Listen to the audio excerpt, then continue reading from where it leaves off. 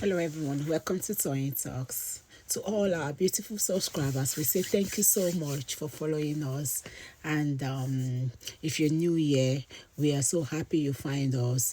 Please don't forget to like, subscribe, and hit on the notification bell so you will be notified for more upcoming videos. And in the comment section, please note the regretful comments, please. Thanks for watching. Till I'll see you in my next video. Stay safe, stay blessed. I love you. Bye. Fertility máa lọ gba abẹ́rẹ́ fọ́jọ́ 5 ọjọ́ tó bá yẹ kí ọkùn ìwà súnmọ́ mi báyà ní rí wọn máa kékékékékéké lọ́lọ́ gbé ṣe tà sí máa yìí. pé ẹ̀jẹ̀ra yín lọ́mọ ni wàhálà ẹ̀. So ẹ ṣé o Queen D, thanks for the gift, God bless you. So the labour was so while I was having construction, I was saying, my baby, please come to me with ease and peace. Mo sọ pé ọkọ mi, come to me with ease and peace. Amida ń ṣe own baby sit lọ́wọ́.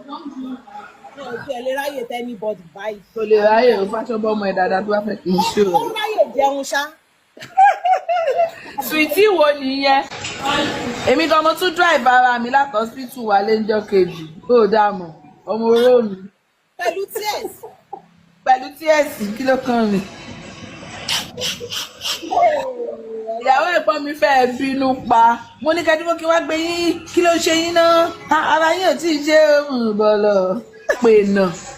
Àfíjú Ìjẹ̀bú tí ń fọkọ ìjọba, obìnrin Ìjẹ̀bú. Má mi sí ẹ̀. Ìjẹ̀bú owó ni. Fertility máa lọ gba abẹ́rẹ́ fọ́jọ́ 5 ọjọ́ tó bá yẹ kí ọkùn ìwà súnmọ́ mi báyà ní rí wọn máa kékékékékéké lọ́lọ́ gbé ṣe tà sí máa yìí. Pé ẹ̀jẹ̀ra yín lọ́mọ ni wàhálà ẹ̀. So ẹ ṣé o Queen D, thanks for the gift, God bless you.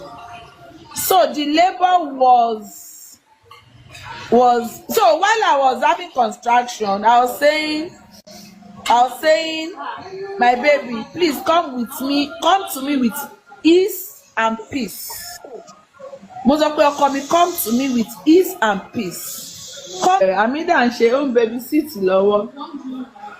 Ẹ lè ráyè tẹ́ anybody báyìí. Kò lè ráyè o fáṣọ bọ́ ọmọ ẹ̀ dáadáa tó bá fẹ́ kí n ṣe o. Ó ráyè jẹun ṣá. Sweetie wo nìyẹn? Èmi gan mo tún drive ara mi láti hospital wá lẹ́jọ́ kejì. Ó dààmú ọmọ oró mi. Pẹ̀lú tíẹ̀sì kí ló kàn mí? Ìyàwó ẹ̀gbọ́n mi fẹ́ bínú pa. Mo ní kẹ́dúró kí wá gbé yín, kí ló ṣe yín?